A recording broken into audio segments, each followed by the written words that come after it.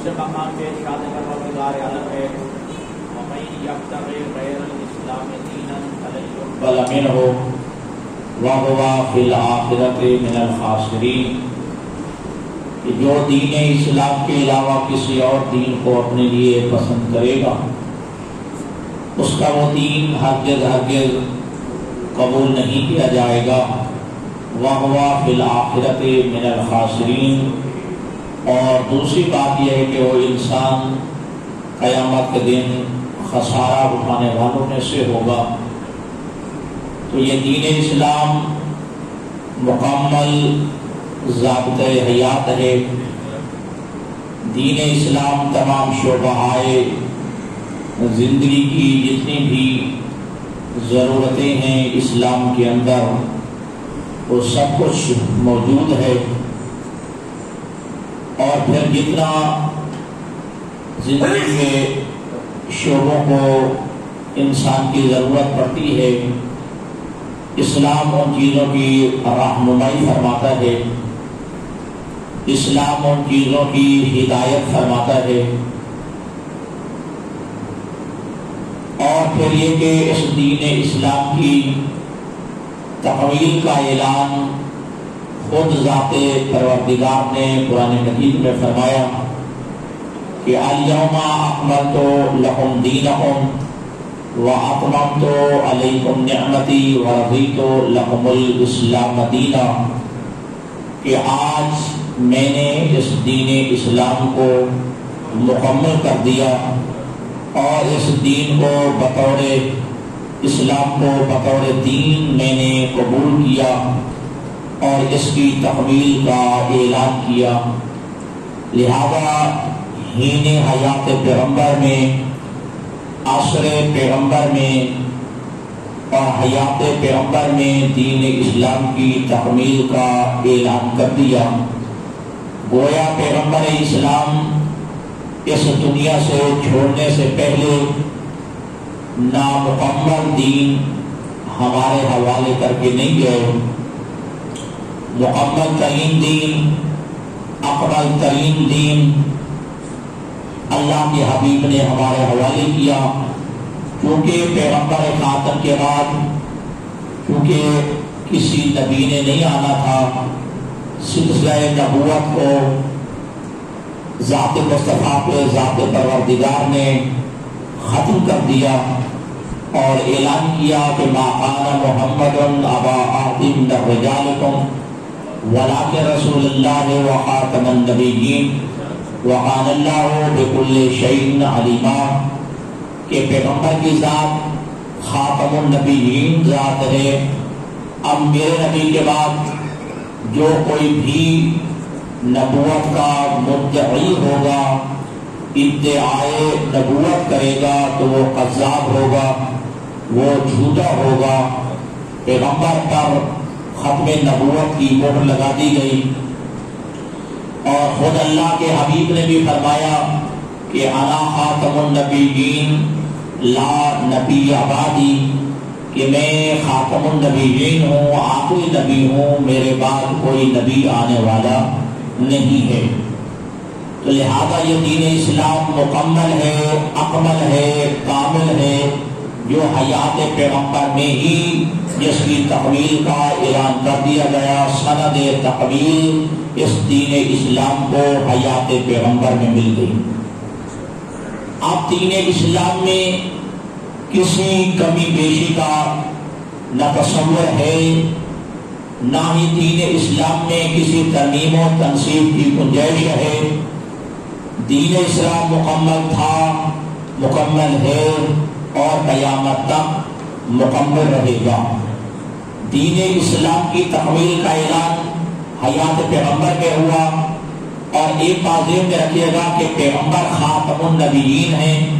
اور سند تکمیل دین حیات پیغمبر میں ملی، لیکن علی ابن ابی طالب سے لے کر ہادی مہدی تک یہ ہستیاں اس دین کی محافظ ہستیاں ہیں کہ جو دین اللہ نے بنایا اور پیغمبر اسلام نے پہنچایا۔ جس دین کی تبلیغ اللہ کے حبیب نے کی اس دین کی حفاظت کے لیے اور اس دین اسلام کو ہو بہو مینوان انہی الفاظ کے ساتھ اس کی ترویج کے لیے، تبلیغ کے لیے، اس کے نفاذ کے لیے اللہ نے اپنے نبی کو 12 برحق جانشین عطا فرمائے۔ لہذا میرا موضوع اور مقدمہ اور تمہید سمجھنے کی کوشش کیجیے گا کہ حیات پیغمبر میں دین مکمل تھا، مکمل ہے اور قیامت تک مکمل رہے گا۔ نہ اس میں کسی ترمیم و تفصیل کی گنجائش ہے، نہ اس میں کسی اضافے کی گنجائش ہے، اور نہ ہی اس میں سے خدا نخواستہ کسی چیز کے ہٹانے کی، اس دین میں سے کسی چیز کے نکالنے کی گنجائش ہے۔ اگر اس میں کوئی اضافہ کرے گا تو گویا حقیقت میں وہ اعلان کر رہا ہوگا، یہ پیغام دے رہا ہوگا کہ پیغمبر نے ناقص دین چھوڑ دیا تھا اور آج اس دین کی تکمیل کی جا رہی ہے۔ ہمارے اصول دین کی بھی تکمیل ہو گئی تھی اور فروعات دین کی بھی تکمیل ہو گئی۔ نہ عقیدے میں اب تبدیلی اور ترمیم اور تنسیخ اور اضافے کی گنجائش ہے، اور نہ ہی فروعات دین میں کسی چیز کی اضافے کی گنجائش ہے۔ اگر انسان اس چیز میں کہ دین اسلام میں اپنی منمانی کرے گا، دین اسلام میں اپنی کسی بات کو رعایت کرے گا اور دین اسلام میں کسی چیز کی کفالت کا یہ عقیدہ رکھے گا، تو گویا وہ یہ سمجھ رہا ہوگا کہ دین استغفر اللہ نستجیب باللہ نامکمل تھا اور آج میں اس کی تکمیل کر رہا ہوں۔ نماز ہو، روزہ ہو، حج و زکات ہو، اور جتنے بھی فروعات دین ہیں اور جتنے بھی عقائد ہیں، جتنے بھی ہمارے جو ہے عقائد ایمانیہ ہیں، ان کی تکمیل ہو چکی ہے اور قیامت تک وہ دین مکمل تھا، مکمل رہے گا۔ اور یہ آئمہ، اور ایک بات ذہن میں رکھیے گا کہ اللہ کے حبیب اس دین اسلام کو جب مکمل تکمیل کا اعلان کر دیا تو دین اسلام کے اب دنیا سے جانے سے پہلے پھر اللہ کے حبیب نے ہادی کا بندوبست بھی کر دیا، ہادیوں کا بھی اعلان کر دیا، ہدایت کا بندوبست بھی کر دیا۔ اور ہمارا یہی عقیدہ ہے کہ پیغمبر اسلام نے اس دین اسلام کو ہمارے حوالے ہماری مرضی کے مطابق نہیں چھوڑا، بلکہ دین مکمل کر کے اور یہ بھی اعلان کر دیا کہ انی تارک فیکم ثقلین کتاب اللہ وعترتی اہل بیتی ما ان تمسکتم بہما لن تضلوا بعدی ابدا، کہ میں تمہاری ہدایت کے لیے دو چیزیں چھوڑ رہا ہوں، ایک اللہ کی کتاب ہے اور ایک میری عترت اہل بیت ہے، اور میں نبی ہوتے ہوئے، میں احمد مصطفیٰ ہوتے ہوئے، میں محمد مصطفیٰ ہوتے ہوئے، اور میں اللہ کا نبی اور حبیب ہوتے ہوئے یہ ضمانت دے رہا ہوں کہ ایک ہاتھ میں قرآن ہو اور ایک ہاتھ میں دامن اہل بیت ہو، میں مصطفیٰ اس کی کامیابی کی ضمانت دیتا ہوں، میں اس کی ہدایت کی ضمانت دیتا ہوں، میرے بعد وہ گمراہ نہیں ہوگا۔ تو آپ دین اسلام میں جو کسی چیز کو داخل کرے گا تو اسے شریعت کی نگاہ میں، شریعت کی لغت میں، شریعت کی اصطلاح میں اسے بدعت کہا جاتا ہے، اور بدعت کی اسلام کے اندر کوئی گنجائش نہیں، ایک رتی برابر بھی، ایک ذرا برابر بھی اسلام کے اندر کسی نئی چیز کی اختراع اور کسی نئی چیز کی جو ہے ابتداء کا اسلام کے اندر کوئی تصور نہیں ہے۔ اور یہاں تک روایات میں ملتا ہے کہ ہمارے ائمہ نے حضرت امیر المومنین علی بن ابی طالب علیہ السلام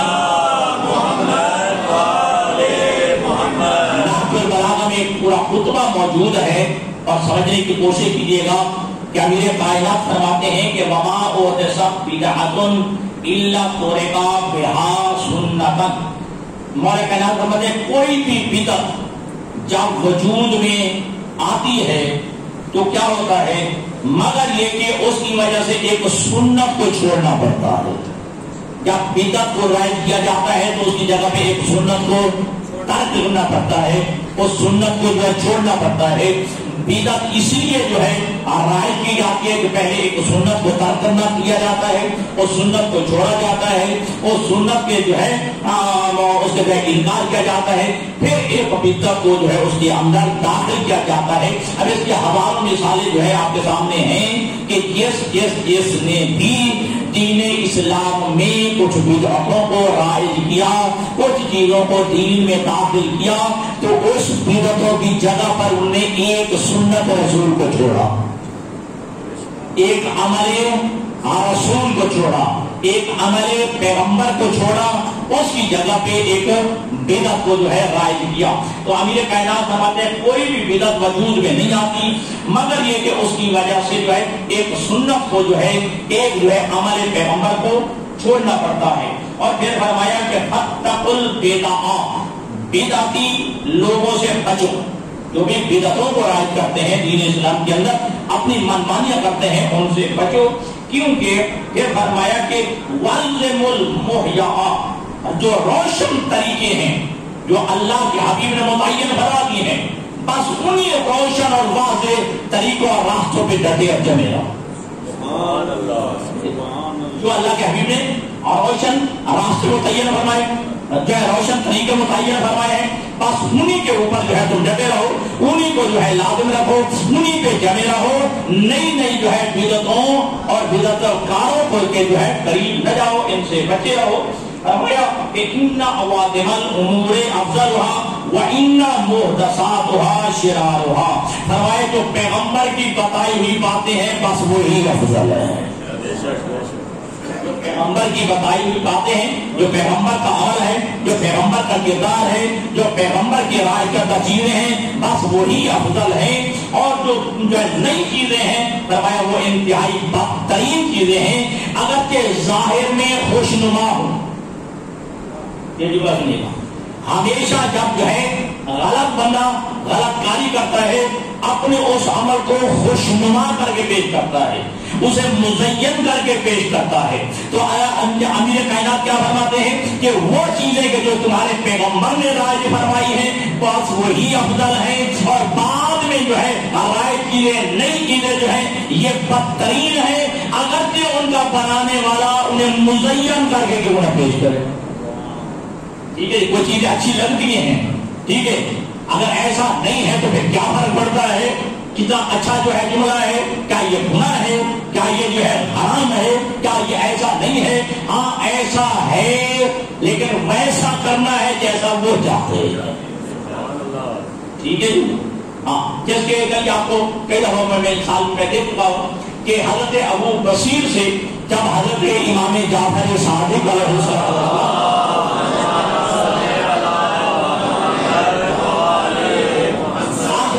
کے فتنوں کے بارے میں آگاہ کیا کہ آخری زمانے میں فتنے سر اٹھائیں گے، انسان کو اپنا دین بچانا مشکل ہو جائے گا، نہیں انسان کے اپنے ہمسائے، اپنے رشتے دار، اپنے عزیز و اقارب، اپنے ہی جاننے والے جو مجبور کر دیں گے کہ انسان کو اپنا دین بچانا بھی مشکل ہو جائے گا۔ اور اس کا مثال دی اعلی جمرتے، یہ انسان کے لیے دین بچانے کا مشکل ہو جائے گا جیسا ہتھیلی پہ انگارہ رکھنا مشکل ہو جاتا ہے، جو دین بچانا مشکل ہو جائے گا۔ تو میں آقا مولا پھر میں اپنے دین کی حفاظت کے لیے، دین کی سلامتی کے لیے کیا کروں؟ تو معصوم نے فرمایا دعائے غریب پڑھنا، کیا یا مقلب القلوب ثبت قلبی علی دینک، اے دلوں کو منقلب کرنے والے اللہ مجھے جو ہے میرے دین پہ ثابت قدم رکھ۔ یہ دعا پڑھتے رہے، یا مقلب القلوب ثبت قلبی علی دینک، اے دلوں کو منقلب کرنے والے، اے دلوں کو بدل دینے والے اللہ، یہ میرے دل کو جو ہے اپنے دین مبین پہ ثابت قدم رکھ، ثابت قدمی عطا فرما۔ تو حضرت ابو بصیر نے آپ کی کیا میں ایسا پڑھ لوں، یا مقلب القلوب والابصار، یا مقلب القلوب والابصار، یہ حالانکہ ایک دعا میں یہ ہے لیکن معصوم نے فرمایا اس میں کوئی شک نہیں، اللہ بصارتوں اور بصیرتوں کو بھی بدلنے والا ہے، اللہ دلوں کو بھی بدلنے والا ہے، لیکن جتنا میں نے کہا ہے بس اتنا پڑھنا ہے، جتنا میں نے ارشاد فرمایا ہے بس تمہیں اتنا ہی پڑھنا ہے۔ ہو سکتا ہے کہ نماز دین سے بہتر ہے، بڑا خوبصورت جملہ ہے، ٹھیک ہے جی، خوبصورت جملہ ہے، کیا اس میں جو ہے خرابی ہے؟ کیا کوئی گناہ کی بات ہے اس میں؟ دین سے بہتر، بہت اچھا فکر ہے، ٹھیک ہے، اور یہ کتنا اچھا کام ہے، رکوع بھی ہے، سجدہ بھی ہے، قیام بھی ہے، قنوت بھی ہے، اور جو ہے ایک ایک ڈیڑھ دو دو پارا کھڑے ہو کے بھی پڑھنا ہے، توجہ فرما رہے ہیں جی ہاں۔ اس نے نہیں کہا، مصطفیٰ نے نہیں پہنچایا، مراتب نہیں رہے دوستوں، تو لہٰذا بدعت کے زمرے میں آتا ہے، اور ہمارا دین ان بدعات سے منزہ مبرا ہے۔ ہماری شریعت مقدسہ اور یہ فقہ اہل بیت، فقہ ائمہ جو ہے، یہ جو ہے مذہب آل محمد اور مذہب جعفریہ جو ہے، ان تمام بدعات سے، ان انحرافات سے اور ان کجرویوں سے اور دین کے اندر جو ایجادات ہیں ان سے ہمارا دین پاک تھا، پاک ہے اور پاک رہے گا۔ اور یہ ذمہ داری ہے علماء کی کہ معصوم نے ارشاد فرمایا اذا ظاہرت البدع فی امتی فلیظہر العالم علمہ، کہ جب میری امت میں بدعتیں ظاہر ہونے لگے، ہر جاننے والے پر واجب ہے کہ اپنے علم کا اظہار کرے، وہاں بصیرت کا شکار نہ ہو، ٹھیک ہے جی۔ یہاں اگر آپ لغوی معنی میں لیں تو ہر جاننے والا، ہر وہ کہ جسے علم ہے کہ یہ چیز بدعت ہے، اگر اصطلاحی معنی میں لیں تو ہر وہ کہ جو عالم کہلاتا ہے، ٹھیک ہے۔ تو میری امت میں جب بدعتیں ظاہر ہونے لگے تو پھر ہر عالم پہ واجب ہے اپنے علم کا اظہار کرے اور اپنے علم کے ذریعے جو ہے ان بدعتوں کو خاتمہ کرے اور اپنے علم کے ذریعے جو ہے اس کا دفاع کرے، اور پھر عالم ربانی ہوتا ہی وہ عالم سور ہوگا کہ جو کسی مسلک کا شکار ہو جائے۔ اور عالم ربانی کی تعریف بھی امیر کائنات نے نہج البلاغہ میں یہی فرمائی ہے کہ عالم ربانی وہ ہے جو دین کے پہنچانے میں، دین کی ترویج میں اور دین کی تبلیغ میں لومت اللائم کی پرواہ نہ کرے، کسی مذمت کرنے والے کی مذمت کی پرواہ نہ کرے، کسی گالی دینے والے کی گالی کی پرواہ نہ کرے، اور کسی جو ہے ملامت کرنے والے کی ملامت جو ہے کہ اس کی پرواہ نہ کرے۔ وہ یہ سمجھے میرا دینی فریضہ ہے جو میں نے پہنچانا ہے، یہ میرا منصب ہے جس کے لیے اللہ نے میرا انتخاب کیا ہے، جو اللہ نے مجھے وہ علم عطا کیا ہے مجھ پہ واجب ہے کہ میں اس دین کو صحیح لفظوں میں پہنچاؤں۔ لہذا ہر وہ انسان کے جو عالم ہے، جو جانتا ہے، اس پر واجب ہے کہ اپنے علم کا اظہار کرے، اور اگر نہیں کرے گا، مسجد کا شکار ہو جائے یا لوگوں کے جو ہے خوف جو ہے ان کے تاری ہو جائے، اور بہت سے مسائل ہو سکتے ہیں،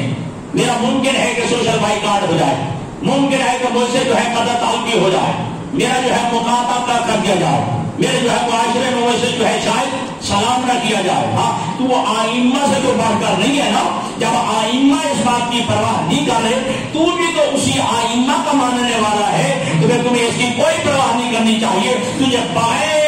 لومت لائم کے جو ہے تمہیں دین کی تبلیغ کے لیے آگے بڑھنا ہے، اور ان کی بدعات کی جو ہے کلافہ کرنے کے لیے جو ہے اپنا فریضہ ادا کرنا ہے۔ لیکن اگر کسی نے نہیں کیا،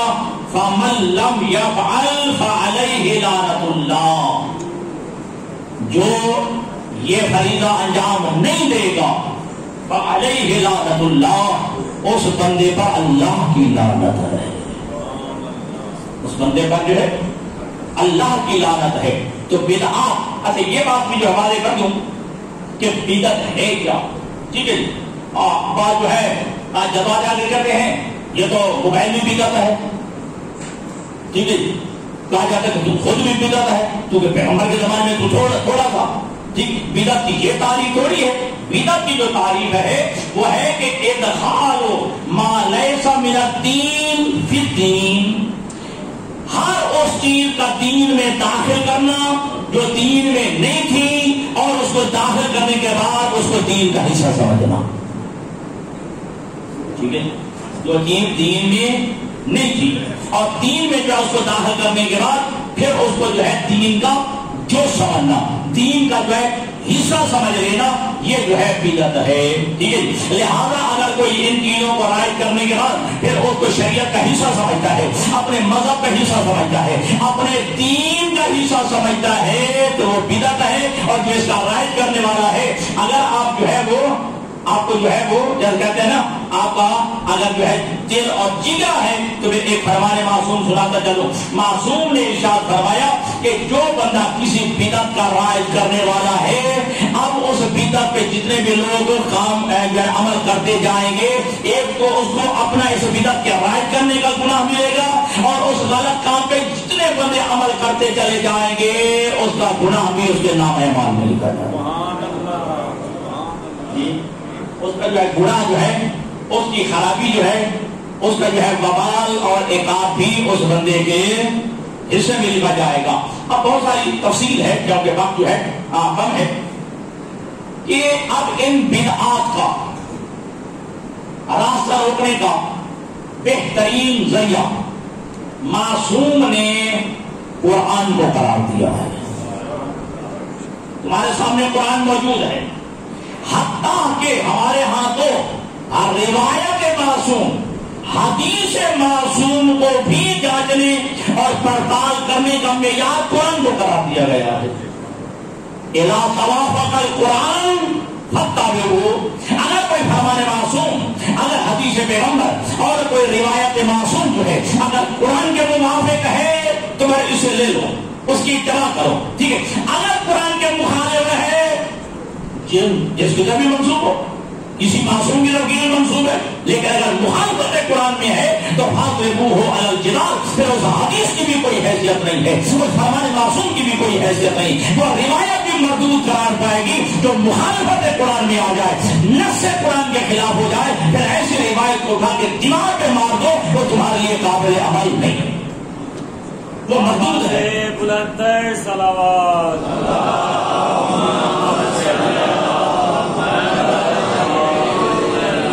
اور یہاں تک نا اللہ کے حبیب نے فرما دیا اور آج میری مانیاں بڑھتی کری جا رہی ہیں. آج میرے جو ہے اتنی مانی بڑھتی جا رہی ہے میں سمجھتا ہوں میں اسی کو دین بنایا ہوا ہے. جو میرا دل چاہتا ہے میرا من چاہتا ہے میری چاہت ہوتی ہے اسی کو میں دین سمجھتا ہوں. ہم نے چاہتے پیغمبر کو بھی الگ رکھ دیا چاہتے معصومین کو بھی الگ. یہ تیری چاہت کا نام دین نہیں ہے تیری مرضی کا نام مذہب نہیں ہے. اگر آپ کو یاد ہو جب جو ہے شیطان بدبخت کو اللہ تعالیٰ نے وہ سجدہ کا حکم جب لگایا تو اب اسے جو جواب دیا خالق نے بھی جواب دیا تھا یا لعینو طاعتی ما ارید لا ما ارید. اے ملعون کہیں گا میری اطاعت اور میری عبادت وہ ہے جو میری مرضی کے مطابق ہو وہ نہیں جو تیری مرضی کے مطابق ہو.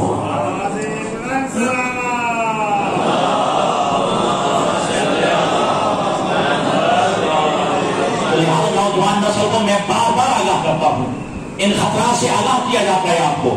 اور آج ساری دنیا کے جتنے بھی اسلام دشمن طاقتیں ہیں آپ کے پیچھے زیادہ پڑی ہوئی ہیں. جی یہ 47 ممالک کی کیا ضرورت تھی اگر دہشت گردی کے خلاف وہ 47 ممالک کا اتحاد تھا کیا اس کو ایران کو نہیں رکھا جا سکتا تھا عراق کو نہیں رکھا جا سکتا تھا اس کو شام نہیں رکھا جا سکتا اس میں لبنان کو نہیں رکھا جا سکتا اس میں یمن کو نہیں رکھا جا سکتا تھا. اگر دہشت گردی کے خلاف تھا تو جو دہشت گردی کے خلاف میں جو بن رہے ہیں ممالک اور جو جن پہ دہشت گردی مسلط کی جا رہی ہے ان کو دور رکھا جا رہا ہے. نہ میرے عزیزوں سمجھنے کی کوشش کیجیے گا. اور آج ہماری حالت کیا ہے اور ان شیعوں کی حالت دیکھیے. ایران کا شیعہ امریکہ کے خلاف لڑ رہا ہے عراق کا شیعہ داعش کے خلاف لڑ رہا ہے لبنان کا شیعہ اسرائیل کے خلاف لڑ رہا ہے نائجیریا کا شیعہ طاغوت کے خلاف لڑ رہا ہے اور ہمارا شیعہ جو شیعہ سے لڑ رہا ہے اور ہماری بحثیں ختم نہیں ہو رہی. ٹھیک ہے جی ہماری بحثیں ختم نہیں ہو رہی ہیں. ابھی تک ہم جو ہے کلمے پہ لگے ہوئے ابھی تک کلمہ ہی ہمارا دوست نہیں ہو رہا. ہمارے آج تک ہم جو ہے اپنی قوم کو وضو سیدھا نہیں کر سکے. ٹھیک ہے ہاں وضو کیسے کی جاتا ہے نیت کیسے کی جاتی ہے قربتاً الی اللہ کہنا یا قربتاً الی اللہ کہنا شیعہ سے جان. اور یہ لڑائے جا رہے ہیں عقیدوں کو عقیدے سے لڑا دیا جائے جی قائد کو قائد سے لڑا دیا جائے مسجدوں کو مسجدوں سے لڑا دیا جائے امام بارگاہ کو امام بارگاہ کے ساتھ لڑا دیا جائے مدارس کو مدارس کے ساتھ لڑا دیا جائے. لیکن میرے عزیزوں جی آپ کے پاس بہترین ہتھیار یا یہ کہ بہترین راہ حل جو ہے وہ آپ کے پاس قرآن موجود ہے. کی سائے میں چلو تمہاری ہدایت ہدایت ہے. اور تمہیں اب کہا تھا کہ اللہ کے حبیب نے فرمایا کلامی لا یمسح کلام اللہ، میری کلام بھی اللہ کے کلام کو منسوخ نہیں کر سکتی. میرا کلام جو ہے، میں نبی کا کلام بھی جو ہے اللہ کے کلام کو کاٹ نہیں سکتا، اللہ کے کلام کو منسوخ نہیں کر سکتا کہ اللہ کے کلام کو میرا کلام جو ہے اسے رد کر دے. نہ کلام اللہ ہے یمسح کلامی، بلکہ اللہ کا کلام میری کلام کو بھی منسوخ کر سکتا.